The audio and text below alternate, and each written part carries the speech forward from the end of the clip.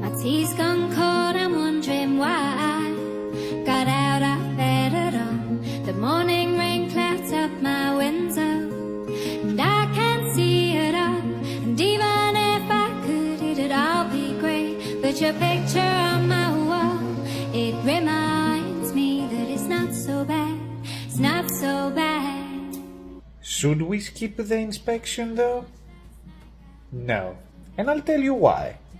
Because we can still inspect like 90% of the roof. Yeah, we might not be able to see the shingles very close or the boot, we cannot walk on the roof to see all the penetration, but we can go in the attic and we can see if there is an active leak, and that is very important.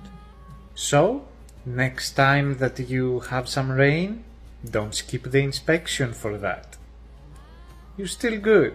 You can still inspect. You can still call me, your certified master inspector, George Karaboulis.